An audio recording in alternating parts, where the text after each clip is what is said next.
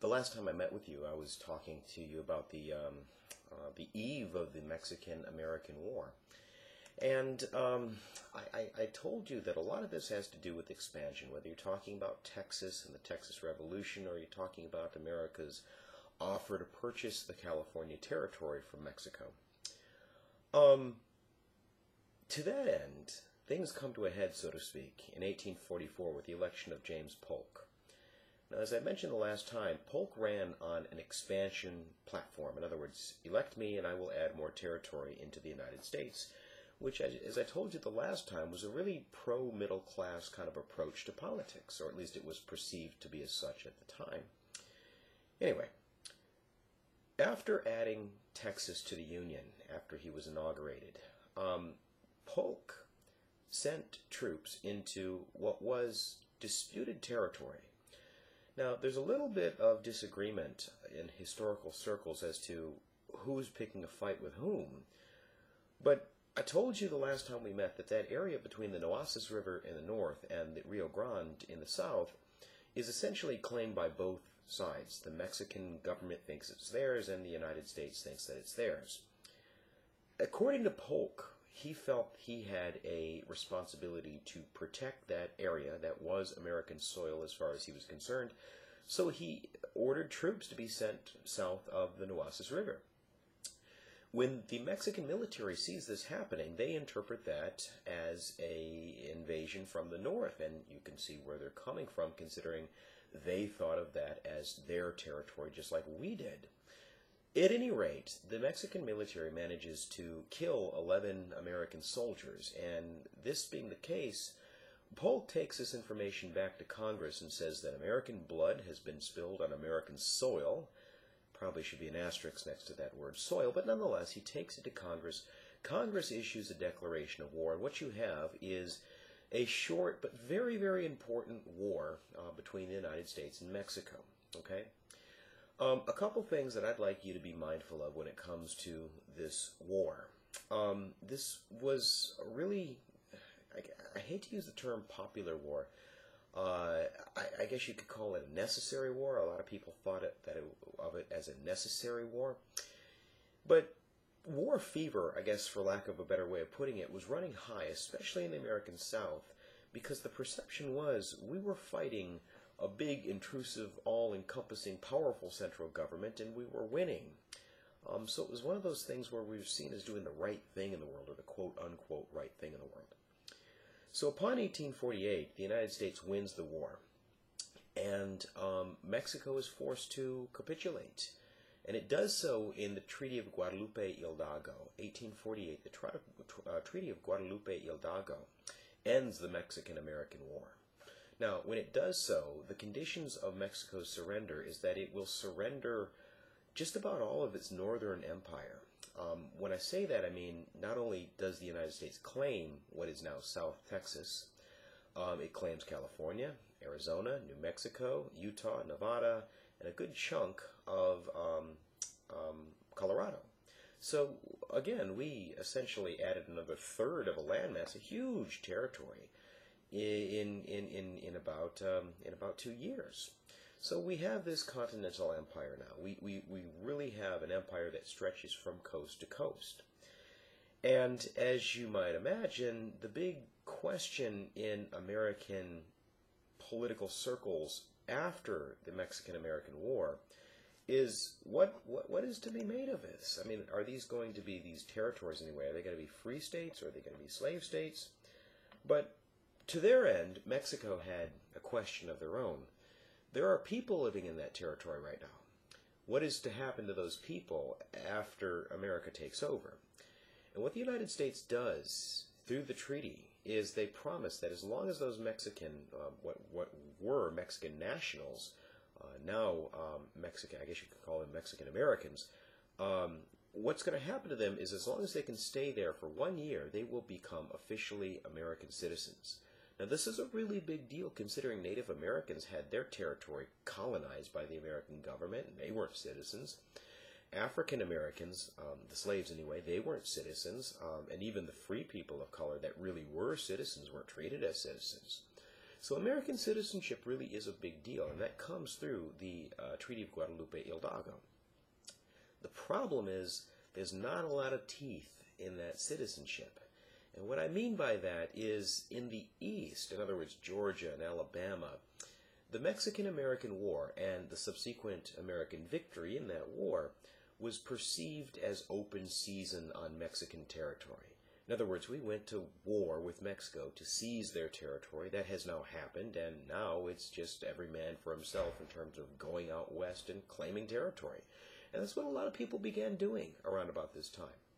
So anyway, what the treaty guaranteed to that end is the United States government is not going to police this action. In other words, they're not going to stop it from happening. But what they will do is they will give you your day in court. Now think about this for a minute. It costs a lot of money to go to court. I mean, it's not even free to park a lot of times if you have to go to court. Anyway, these Mexican landowners in the West, a lot of them were considered rich, but they weren't rich in terms of they had a lot of liquid money right on hand. They were rich in the sense that they owned lands. That's what you're really talking about. You're talking about landowners. Well, one of the only ways that they had to satisfy court debts, legal fees, was to parcel out their land. In other words, they paid with their land. And so little by little, what you see, and this is really important, you see the erosion of Mexican land ownership, land rights in the West, places like California, places like Texas, and slowly but steadily you see Anglo domination of the land and the land rights. And now when I say Anglo, I really mean corporate interests are beginning to come in and take over. Railroads, mining companies. And while this doesn't necessarily happen in the mid-19th century, you'll see this when you get to the next level of American history. It really accelerates in the later part of the 19th century. This being the case, Mexican-Americans stripped of their land, you're talking about an agrarian population, a farming population, and a population that no longer has the ability to support itself. And so when the railroad came to town, a lot of times these Mexican-American families had very little recourse other than to simply work for the railroad. And as you can imagine, railroad work, mining work, that was dangerous work, and it didn't pay very well. And so in addition to seeing land ownership erosion in the Mexican-American community, you begin to see the making of a Mexican working class, Mexican-American, I guess I should say. You begin to see the institutionalization of what you could call poverty and inequality in the Southwest. Okay, but back to my political aspect of the Mexican-American War. This really did touch off a firestorm in Congress, especially as far as what's going to happen to that territory after the United States adds it. And one of the individuals that really had an idea was a guy from Pennsylvania, a northern Democrat, a guy by the name of David Wilmot. Now, what Wilmot does is he produces something called the Wilmot Proviso, okay? And what this states is really simple. Any territory, any scrap of land that we added from the Mexican-American War cannot be eligible for slavery. In other words, when New Mexico becomes a state in the Union, the only kind of state it can be is a free state. Same thing with California, same thing with Arizona. You get the idea. Any territory we add must be open to free soil. Okay? Now, this flies through Congress simply because the Northerners, Democrats or Whigs, they have the numbers there. It runs into trouble in the Senate. And as you might imagine, the slave power voting bloc, the special interest group that was slavery in the Senate, where you've got perfect balance, it destroys it, okay? And so slavery is essentially open to moving into the territories. In the aftermath of the defeat of the Wilmot Proviso, you see a lot of people, both Democrats and Whigs in the North, charging the American government in being involved in what they called a slave power conspiracy. In other words, all the Mexican-American War was this massive conspiracy to take the country into war, to add more territory at the expense of Mexico to expand the empire of slavery. It was just an excuse to spread slavery into other parts of the country. Now, this being the case, it produces a new political party, a third political party, that's calling themselves the Free Soil Party.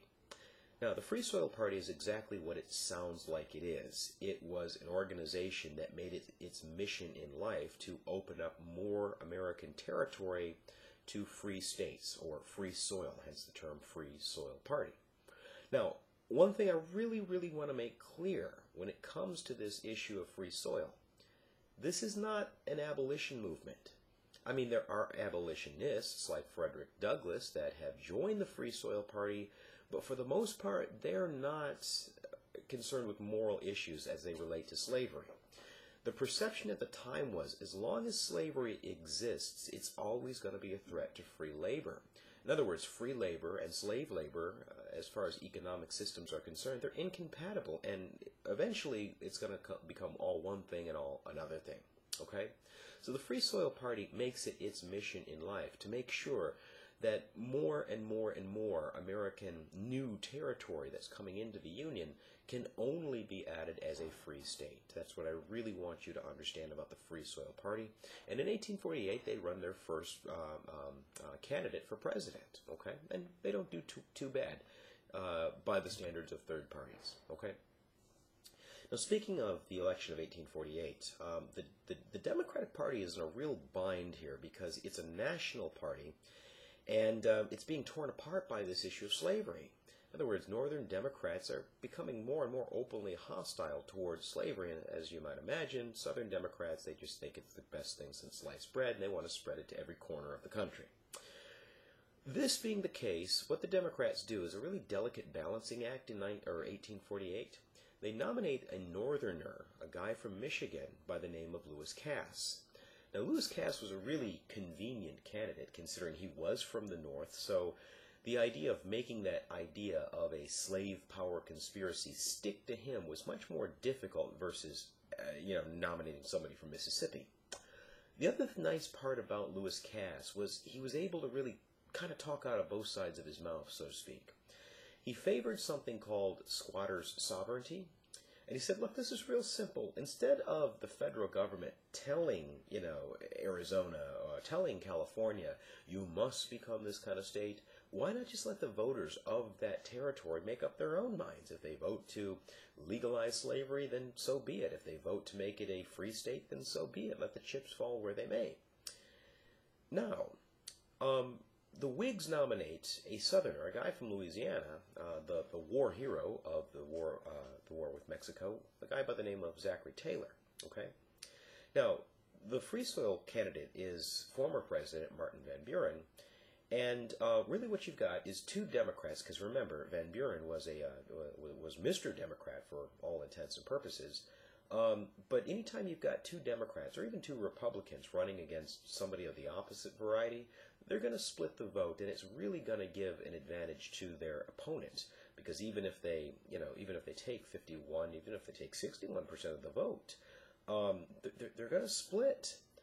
They're going to split votes, and it's going to take votes away from one candidate or the other.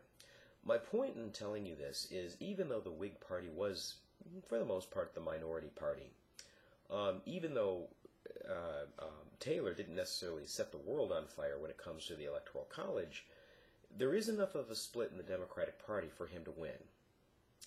Now, what this means, what the election of Zachary Taylor means is, this whole issue of slavery and its legality in the West is going to go unresolved for the time being.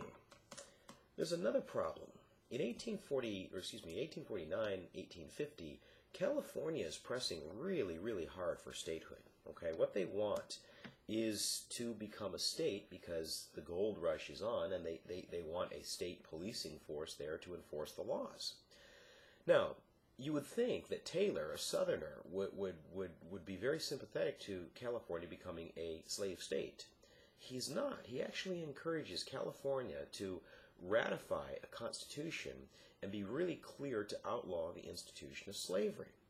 Now, for reasons that I'm sure you can guess, this is really going to touch off a heck of a debate, a heck of a storm, really, in the South, especially in Congress, when it comes to, you can't do that, that shouldn't be done, it's unfair, it's going to tip the balance of power in favor of the free states, which, as we all know, could jeopardize the institution of slavery. The bottom line is the South won't accept this. Now, if you remember, one of the guys that's been really instrumental in compromising our way out of the crisis like these is our good friend Henry Clay. And Henry Clay is going to become a key player in what will be known as the Compromise of 1850. Together with the senator from Illinois, a guy named Stephen Douglas, they put together a compromise that is designed to satisfy all sides, the North and the South, the Democratic Party and the Whig Party. It goes like this. Under the Compromise of 1850, California would be admitted into the country as a free state. The North got what they wanted, and they were very happy about this. California, for its part, was very happy about this. Okay? To appease the South, this really was a brainchild of Henry Clay. We get a just horrific anti-runaway slave law, a fugitive slave law. It's called the Fugitive Slave Act, and I'll talk about that in just a moment. But what this does is it, at least for the moment, appeases Southerners because it's a really, really authoritarian, strong law that says running away is illegal and slaves must be brought back, and furthermore, it's illegal to harbor a slave. Again, I'll talk more about that in just a moment. But when it comes to what's going to happen to the rest of the Western territories, the territories that we won from Mexico, that's going to be left up to popular sovereignty. Now, popular sovereignty, very similar to Lewis Cass's squatter's sovereignty. It was the idea of Stephen Douglas that emphasized that the people of those individual states ought to have the right and the ability to determine what is going to happen with slavery in their future state. So the people of Arizona will vote for it. That's the essence of popular sovereignty. It sounds really good. It's much more problematic than I'm making it sound. But back to our issue of the Fugitive Slave Act. You need to understand what this law said. It had always been, the law that people had an obligation to return runaway slaves. This law really took several steps in a much more authoritarian and, if I'm being honest, scarier direction. There were people that were living in the North, places like Pennsylvania, Illinois, Michigan, that assumed that they were home free. What the Fugitive Slave Act did is it not only unleashed all these slave catchers, which was a big business amongst working class whites at the time. It not only unleashed all these slave catchers, but it actually commissioned federal marshals, the U.S. government, to come along with them to kind of support them in finding these quote-unquote runaway slaves.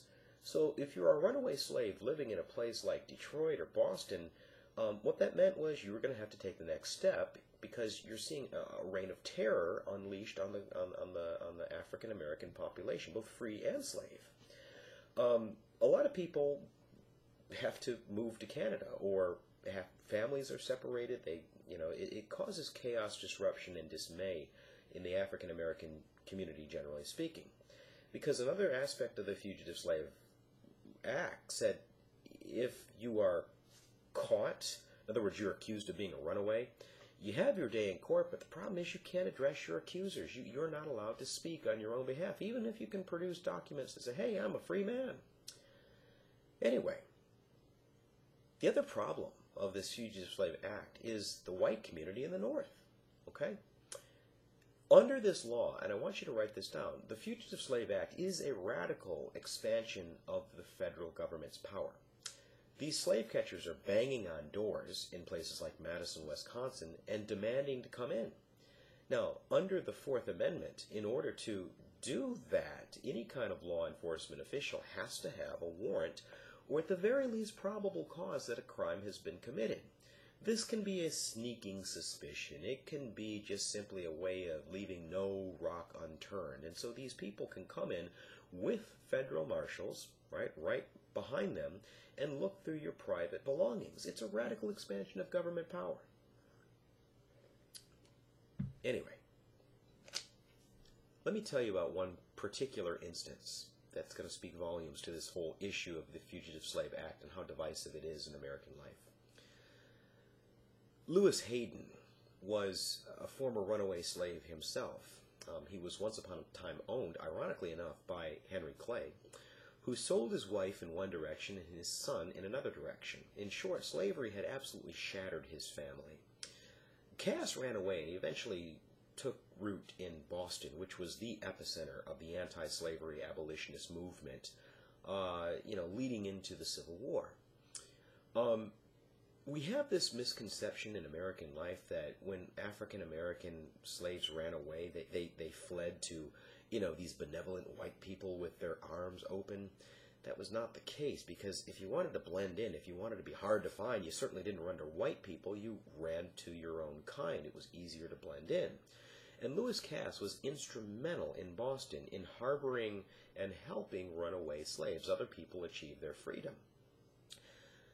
Now, as you might imagine, Hayden has a bone to pick with Henry Clay, considering he destroyed his family. And he's also the architect of this really terrible Fugitive Slave Act, right? So he's definitely got a get-even kind of mentality when it comes to Henry Clay.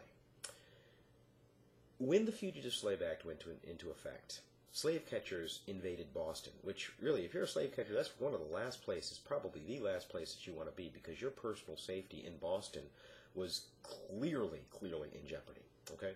Anyway, these slave catchers, assisted by federal marshals, bang on Hayden's residence in the middle of the night, and he opens the door with a lit torch. Can you imagine somebody opening the door with a torch in their hand?